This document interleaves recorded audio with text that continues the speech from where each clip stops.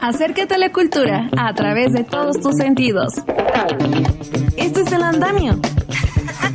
Julián Vázquez, ¿cómo estás? Con Carolina López Hidalgo y Julián Vázquez. Muy buenas tardes a ti y a todas las personas que nos están escuchando. El Andamio.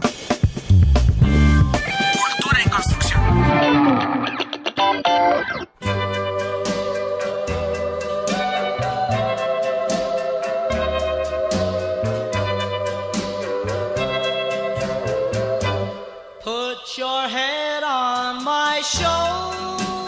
Hola, hola, ¿qué tal? ¿Cómo están? Bienvenidos al Andamio, y con esta música de Paul Anka, cantante canadiense, les saludamos, ya que él nació un día como hoy, pero de 1941. También queremos recordar a Michelangelo Antonioni e Ingmar Bergman, grandes cineastas que fallecieron hace 16 años. Hoy tenemos entrevista con los creadores de Documenta Querétaro, un encuentro en el que se da a conocer lo mejor de los documentales de nuestro país. La historia no se hace de huesos, son procesos de desarrollo, aseguró Eduardo Matos Moctezuma en la conferencia 500 años de la muerte de Cuauhtémoc.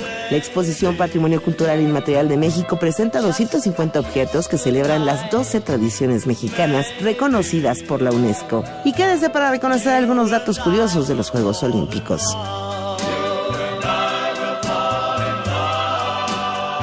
Muchísimas gracias por acompañarnos. Búsquenos y síguenos a través de X, Facebook e Instagram como @elandamiomx, YouTube, programa El Andamio Imer, sitio noticias.imer.mx, /andamio/. Muchísimas gracias. Sé que usted nos está escuchando por allá y que además por eso mismo lo tenemos para usted. Este libro, Lovely Ella y la maldición de la Academia de Magia, y también un libro para que usted se ponga a dibujar con estos niños que están de vacaciones. Disfrute justamente de la lectura y del dibujo. Comuníquese con nosotros a través de un mensaje por WhatsApp al 55 66 31 24 27. Se lo repito, 55 66 31 24 27. Bienvenidos al Andamio, y ¿qué les parece si vamos con esta entrevista que hizo Julián Vázquez? El Andamio. Cultura en construcción. Amigas, amigos, continuamos en El Andamio y ahora toca hablar de cine documental. Es que nos acompaña Aarón García del Real para platicarnos acerca de Documenta. Él es codirector de este Festival de Cine Documental. Aarón, ¿cómo estás? Muy bien, muchas gracias a ti, Julián, por el espacio. Perfecto, y bueno, hablando de cine documental, ¿qué crees cuál es la imagen de esta forma de hacer cine en el país? ¿Es muy vista, es muy hecha, es muy producida? ¿Cuál es la realidad, antes que nada, antes de hablar de Documenta, cuál es la realidad del cine documental aquí en el país? Mira, yo soy fiel creyente y siempre digo que el mejor cine mexicano es el cine documental que se ha hecho en los últimos años. El cine documental está viviendo un gran momento.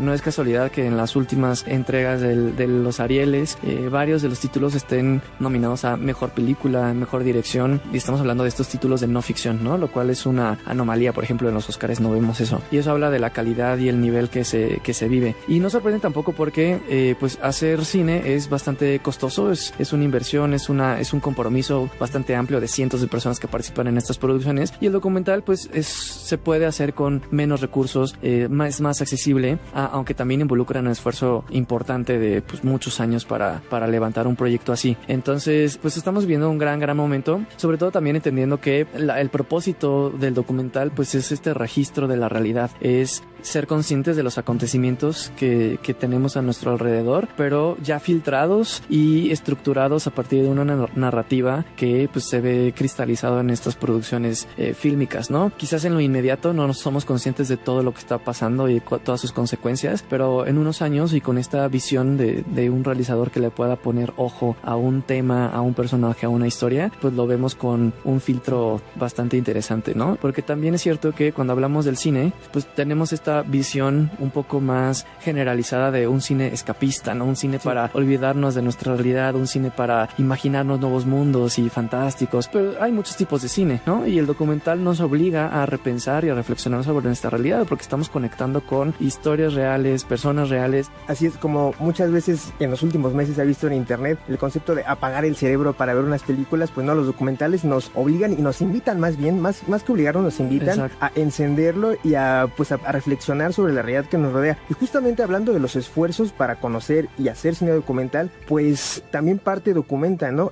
Para las personas que no conocen qué es Documenta, ¿puedes explicarnos en qué consiste este festival? Sí, seguro. El Festival Documenta, bueno, ya actualmente tenemos 12 años, estamos en nuestra 12ª edición. Pues es un festival de cine y narrativas de no ficción. Principalmente proyectamos cine documental en distintos espacios en el estado de Querétaro. Desde hace 2 años incluimos otras disciplinas artísticas que buscan dialogar con el cine para complementar nuestra visión y nuestra reflexión sobre la realidad. Entonces, pues proponemos un programa multidisciplinario, multifacético, con una propuesta para básicamente cualquier tipo de perfil y de público. Perfecto, y ahora comenzando a desmenuzar un poquito lo que vamos a tener en Documenta. Primero que nada, este año, ¿cuáles son los ejes que van a guiar al festival? Bueno, cada año definimos un concepto que justamente es el que guía y el que alrededor del cual enmarcamos el resto de la programación. Este año le nombramos Mundos que nos conmueven y hace alusión a pues un poco todo lo que está pasando a nuestro alrededor. Estamos en un momento crítico en muchos sentidos, principalmente en cuestiones medioambientales, en medio de una emergencia climática donde parece que todo cambia y a la vez nada cambia, ¿no? O sea, como que avanzamos muy lentamente y eso nos genera ansiedad y preocupación, pero queremos nosotros llevarlo un poco más allá de la frustración que nos pueda generar eso hacia la acción, ¿no? Entonces, el programa se define a partir de ese concepto y a la par tenemos otros ejes temáticos. Nosotros somos fiel creyentes de que el documental no es solamente un género, no queremos encasillar todo lo que es documental está en el mismo costal, ¿no? Porque el documental es muy diverso. Podemos tener documentales justo que hablen de medio ambiente, pero también otros sobre denuncia social, otros sobre, no sé, tenemos acá nosotros el programa, el eje temático de pueblos originarios, tenemos otro que habla desde perspectivas feministas con documentales dirigidos por mujeres, otro que habla sobre diversidad sexual y la comunidad LGBT. Entonces, pues todo se puede abordar desde estas perspectivas, apalancándonos de este mensaje que vemos en pantalla, cómo podemos usarlo a favor de nuestra propia realidad. Ahora, Aaron, ¿cuántos documentales vamos a poder ver en este festival? Y también, pues, ¿cómo fue el proceso de selección? Porque, como bien lo comentas, el mundo del cine y particularmente del documental, pues es muy diverso, es muy amplio. Se habla de feminismo, se habla de resistencias. ¿Cómo fue el proceso de seleccionarlo, sabiendo y ya conociendo ahora que, pues, es un campo muy, muy amplio? Claro, pues mira, iniciando el año arrancamos con la convocatoria donde invitamos a todos los realizadores y personas que puedan tener algún proyecto a decirles, está el espacio abierto, inscribe tu documental. Entonces recabamos más de 1500 títulos en ese periodo de varias semanas que estuvo abierta la convocatoria. Empieza el arduo trabajo de visionado, de selección y preselección de títulos también. Tenemos un comité de programación que se encarga de este visionado y de estas propuestas y eventualmente se cierra la selección. La cerramos por categorías, las que ya mencioné, de los ejes temáticos, pero también tenemos nuestro programa principal que le llamamos el programa Chimal, que es el que enmarca todas las producciones nacionales. Todo el documental mexicano está bajo este programa Chimal. Entonces van las categorías de largo, corto, universitario y queretano y pues van cumpliendo un poco esta perspectiva. Aquí es importante, una cosa es lo que nosotros percibimos como exhibidores, como estos espacios que abrimos en el festival para pues recibir un poco lo que sabemos que se está haciendo allá afuera, pero también viene una visión un poco más editorial, ¿no? De decir, nosotros como organización queremos poner la atención en este punto, ¿no? Y decir, pues esto va más alineado con esto otro. También somos mucho como de permitir que las películas y los títulos dialoguen entre sí. Y ahora sé que es muy difícil poder recordar todas las películas, todos los documentales, pero refiriéndonos a Chimal, ¿podrías mencionarnos algunas de las historias de los temas que hablan los documentales que están en competencia? Sí, seguro. Pues mira, puedo comenzar con el título inaugural que se llama Nómadas de la 57. Es un retrato sobre distintas personas que literalmente no solamente transitan la carretera federal 57, sino también de alguna forma la habitan, ¿no? Porque estamos hablando de los choferes, los traileros, que es su forma de vida y que llegan hasta la frontera norte, pues trasladando muchos de los insumos que nosotros consumimos. Y también es importante porque la 57 atraviesa varias ciudades importantes, entre ellas Querétaro, ¿no? En Querétaro llevamos un par de años con una reconfiguración, básicamente una reconstrucción del tramo municipalizado de la 57, con implicaciones bastante importantes a nivel social, a nivel político. Entonces nos parece importante hablar sobre esto, ¿no? Como una carretera puede ser tan simbólica y tener tantas repercusiones en tantas personas. Luego tenemos el nuevo trabajo de Luciana Kaplan, se llama Tratado de la Invisibilidad, habla sobre las personas que limpian nuestra ciudad, ¿no? Personas tan importantes que pues tristemente no nos percatamos de su labor, ya no digamos ni siquiera la agradecemos. Entonces es poner el ojo en las personas que normalmente son invisibles, pero que en este punto pues se les da su espacio y visibilizan su labor. Tenemos también el más reciente trabajo de Tatiana Hueso que se llama El Eco, que habla de una comunidad, es una visión muy íntima con hábitos y tradiciones y entornos muy distintos a los que nosotros vivimos en la ciudad, con el ojo característico de Tatiana. Tenemos Después de las Armas, que habla del movimiento del Ejército Zapatista de Liberación Nacional a tantas décadas después del levantamiento armado en el sur del país por parte de algunos miembros del ejército, y en retrospectiva tantos años después como nos cuentan su experiencia en ese punto. También tenemos Mujer de Estrellas y Montañas, que habla de la historia de una mujer rarámuri que por azares del destino termina en Kansas, en Estados Unidos, y un día la ingresan a un hospital psiquiátrico y termina 12 años en ese hospital psiquiátrico porque no podía comunicarse con nadie, porque nadie entendía Tarahumara. Entonces habla un poco de historias de discriminación, racismo, injusticia y un poquito de todo. Si te fijas, estos 5 títulos que hablé enmarcan una visión bastante diversa, y era justamente a lo que me refería del documental. El documental mexicano no necesariamente tiene que ser de denuncia social o con temas políticos. Podemos hablar de una situación específica que le pareció a una persona, pero aquí es donde creo el poder de este cine, ¿no? Donde podemos agarrar a un personaje que posiblemente vemos como una persona ordinaria, pero que al momento que contamos su historia se vuelve alguien extraordinario, ¿no? Y es justamente lo que queremos compartir. Así es, amigos, amigas del Andamio, les recuerdo que estamos platicando con Aarón García del Real, él es codirector del Festival de Cine Documental Documenta. Me parece muy interesante que todas las propuestas de todos los proyectos que mencionaste, también habla de esta apertura y paridad de género en cuanto a las creadoras y los creadores. ¿Qué tan importante es para ustedes en Documenta el hecho de abrirse a nuevas, no abrirse a nuevas creadoras o creadores, sino que pues contar cómo es la realidad? Porque si bien antes, o se haya dicho en los últimos años, que cada vez se les reconoce más el trabajo a mujeres, a personas de pueblos originarios que hacen trabajos, no es que este trabajo se haya creado espontáneamente, sino que ese reconocimiento se le ha ido dando pues paulatinamente, y no es que no hayan existido de 20 años para atrás, sino que sí existen, pero no hay foco. ¿Cuál es la importancia de volver a voltear a ver a estos grupos, entre comillas, que se supone que antes no hacían cine, pero siempre lo han hecho? ¿Cuál es la importancia de verles? Pues completamente. Nosotros como organización tenemos esta visión de ser completamente incluyentes. De entrada, nuestro propio equipo es mayoritariamente mujeres, y con la misma alineación a estas perspectivas, ¿no? De que el cine puede ser una herramienta para transformar nuestro entendimiento de nuestro entorno, de cómo nos relacionamos con las personas. Puede ser una herramienta para abrir estas concepciones, ¿no? O derribar prejuicios, que también es importante. Entonces, por ejemplo, más de la mitad de los títulos seleccionados en nuestro caso son dirigidos por mujeres, lo cual de entrada a nivel estadístico es una anomalía, ¿no? Si hablamos de la generalidad de la industria del cine, al menos en México, eso no es la norma, ¿no? Y aquí el documental creo que sí hace una mejor labor para reflejar esas pequeñas diferencias que se encuentran en el mundo real. Ahora, Aaron, acompañando a los documentales, ¿habrá actividades paralelas? ¿Habrá homenajes? ¿Qué más actividades va a tener Documenta? Sí, por supuesto, es uno de nuestros pilares en cuanto a la programación. Nosotros creemos que ver el cine puede ser tan poderoso como para que tenga una acción que trascienda la pantalla, es decir, que no solamente veamos la película, nos salgamos de la sala y ahí nos quedemos, sino que nos invite a, como bien decías, ¿no? Esta invitación a reflexionar, a dialogar, a cuestionar, y que salgamos con un poco más de criterio al respecto de lo que vimos. Entonces, todas nuestras funciones de cine mexicano que se enmarcan en el programa Chimal tienen presencia de talento, ya sea realizadores, protagonistas. Eso siempre enriquece la experiencia de ir al cine, porque pues es algo excepcional. Y entonces tendremos conversatorios, además de estos espacios de preguntas y respuestas. Y a propósito de lo otro que comentas, tendremos una retrospectiva sobre la filmografía de Diego Enrique Osorno, gran periodista mexicano, pero que también es de los más importantes narradores de nuestro tiempo, sobre todo en medios audiovisuales, ¿no? Quizás este ejercicio de reflexionar sobre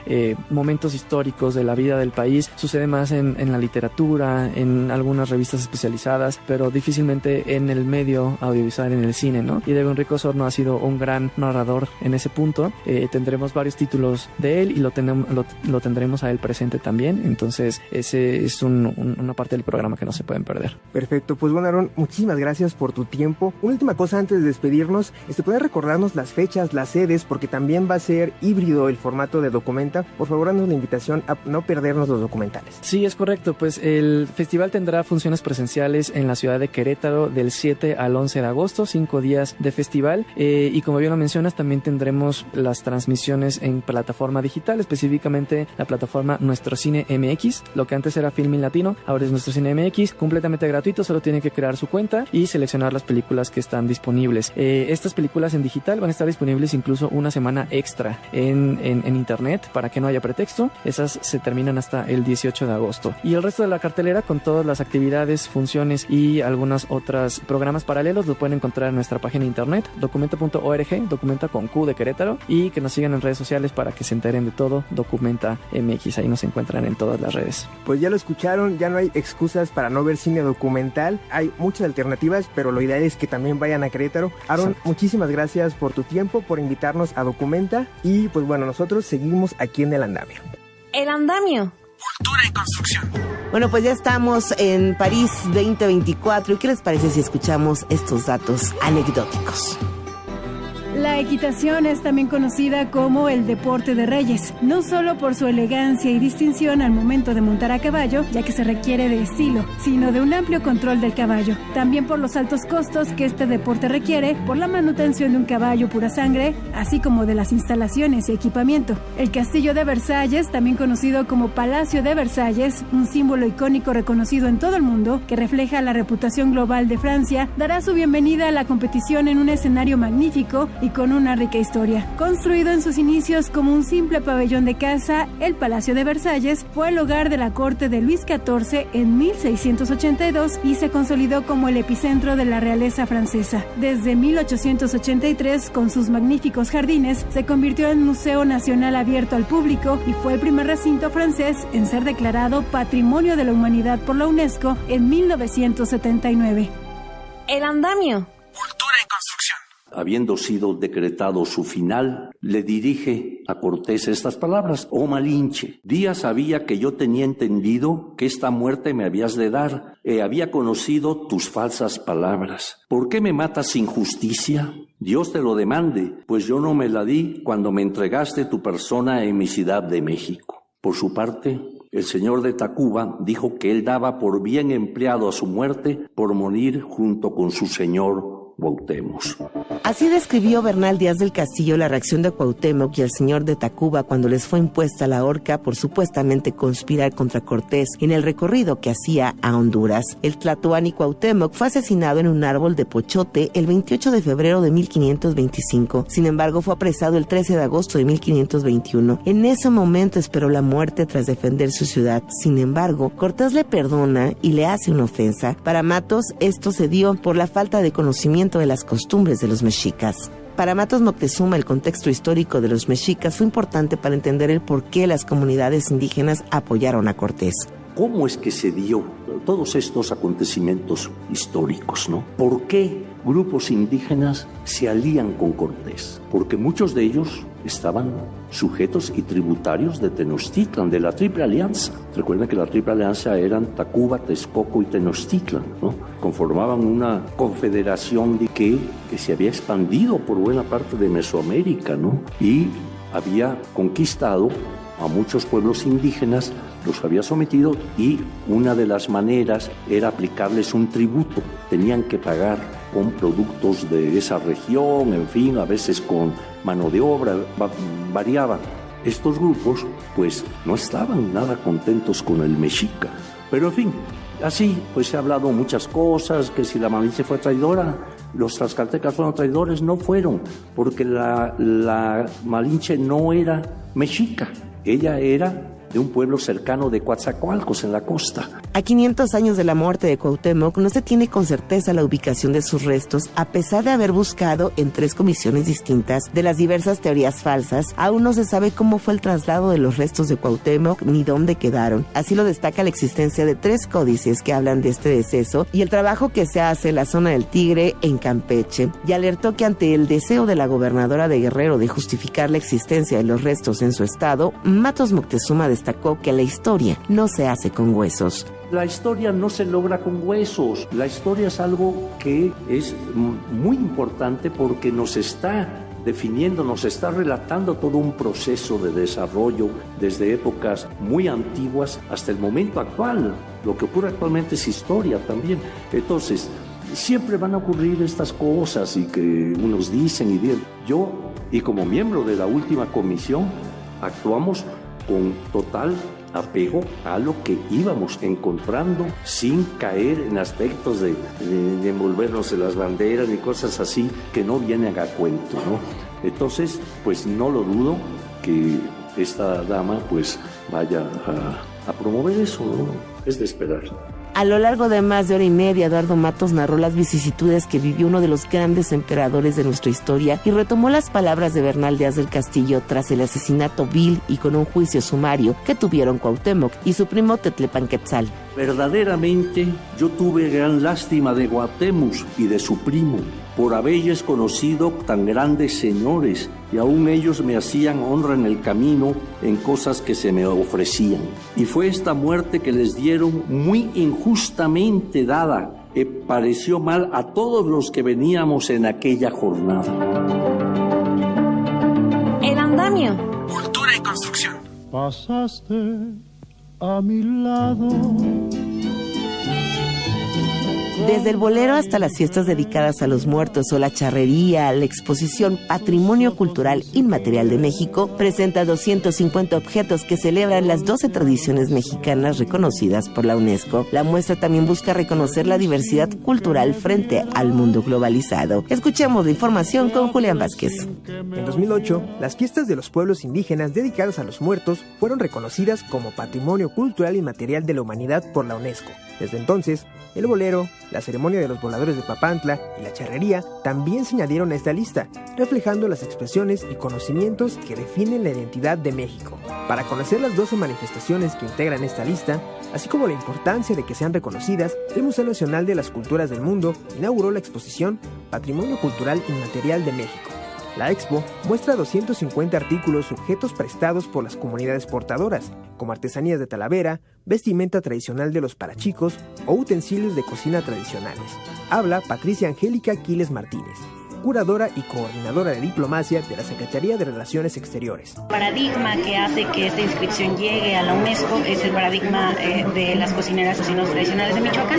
Entonces el estado de Michoacán presta un trastero tradicional que está labrado en madera y presta también una exhibición de algunos de los utensilios como los metates, los molcajetes que utilizan las comunidades para la preparación de sus alimentos. Otro de las inscripciones que tenemos es la ceremonia de los voladores y en este sentido el Consejo Totonaco prestó uno de los trajes tradicionales de voladores y se hace por supuesto la reflexión de cuáles son, en qué consisten las ceremonias. La exposición Patrimonio Cultural Inmaterial de México también es una oportunidad para entender por qué se crearon tratados internacionales para difundir y salvaguardar tradiciones como el mariachi o la romería de Zapopan, ya que, como lo dice el representante de la UNESCO en México, Andrés Morales, y Rubicel Gómez, patrón de los parachicos, existen varios retos.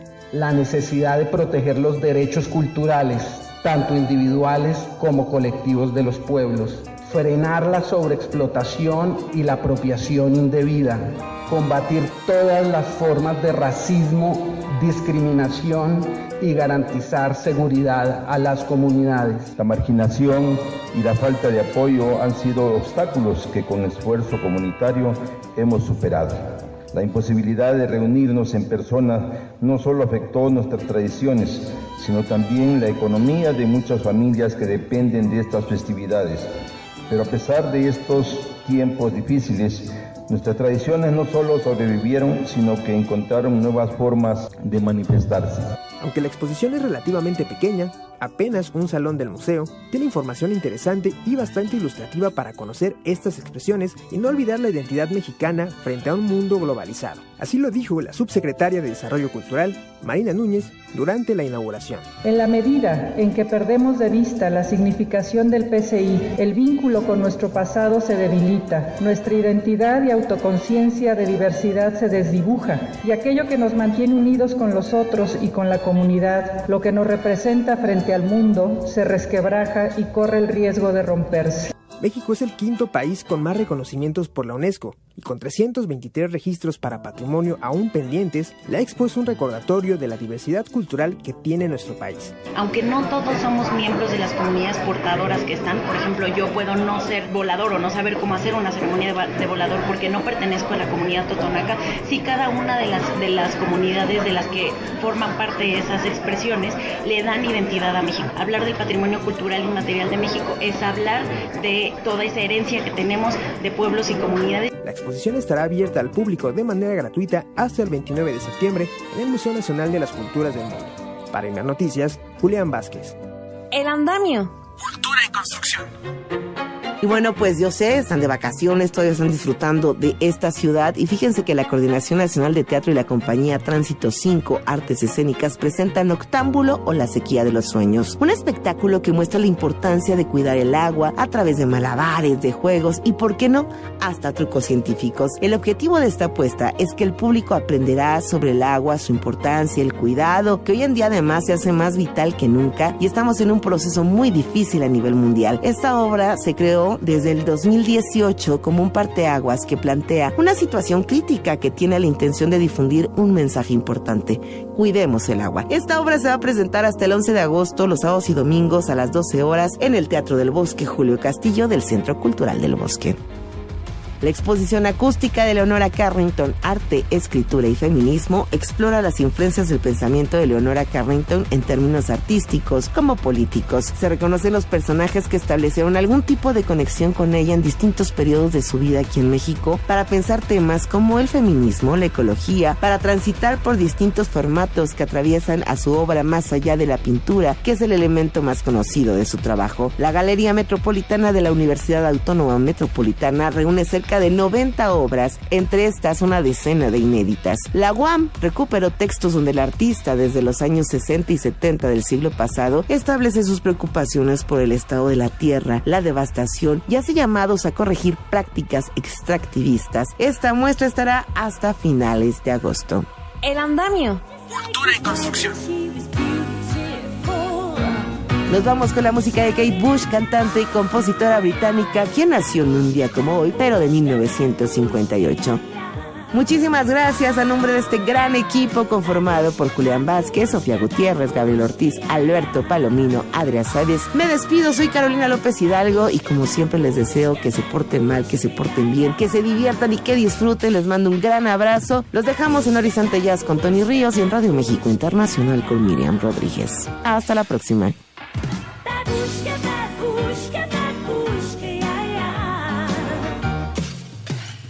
Las opiniones aquí expresadas son responsabilidad de sus autores y no representan la posición editorial de Imer Noticias.